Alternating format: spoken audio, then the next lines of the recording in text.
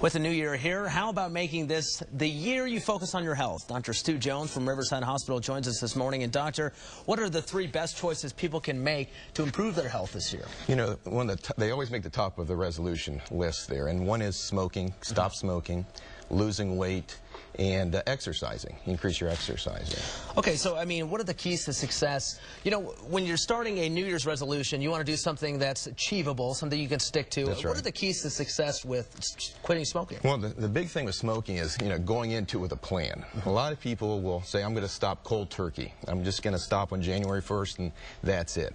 They don't know what's going to do to their body. They don't know what kind of emotional effect it's going to have, what kind of chemical effect it's going to have on their body. You know, nicotine's addicting. It's one of the most addicting things you can have out there. Right.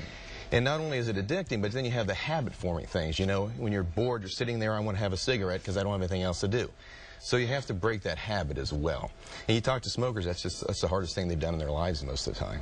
And there are some medications available, you know, that sort of thing. Is that something that people should be open to? You know, there are. There's a great site called smokefree.gov, and it kind of works your way through how to stop smoking, you know, what to expect, and gives you ideas on different things. For instance, you know, facing your triggers. There's triggers that make you smoke, things we talked about. You're bored, you're on the telephone, you're in your car.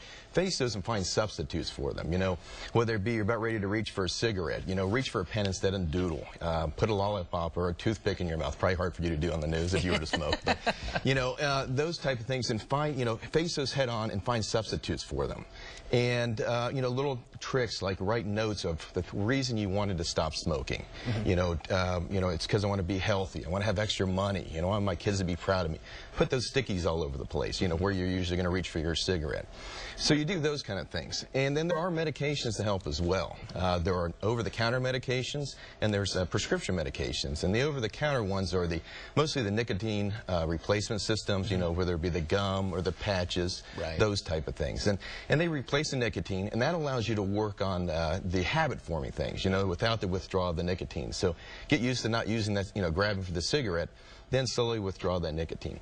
The nicotine by itself is better than the tobacco. You know, everybody says, well, you're just substituting one bad thing for the other. Well, you're not, because there's 200 other things that are in that smoke that you're taking. Right. Arsenic, carbon monoxide, pesticides, all good stuff there.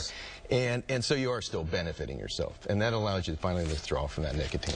Okay, let's quickly move on to exercising. A lot of people want to, you know, join a gym, start exercising. That could be dangerous, if not deadly, sometimes. Well, you know, you want to, and everybody says consult your doctor before you start exercising, especially if you have a health problem, diabetes, hypertension, you know, history of heart disease. Make sure you talk to your doctor, see what's appropriate for you. Most of us, you know, 20, 30, 40-year-olds, you know, can start into a regimen and be okay with it. The key is to start with something that you can tolerate. You know, don't jump into that hardest PX90 type of thing, and if you've never exercised before, because you're not going to stay with it. Do something that you can obtain. Do something that you enjoy, you know. Don't do it if you hate it, because you're not going to stick with that either. And it's you know, it's threatening to people to get into that gym sometimes and not know what to do. Absolutely. Okay, great tips. We're running out of time, so I appreciate it. Sure. Thanks for having us on. Thanks for coming on, that is. No problem. Let's head over to Dana. Dana, what's your New Year's resolution? Exercise.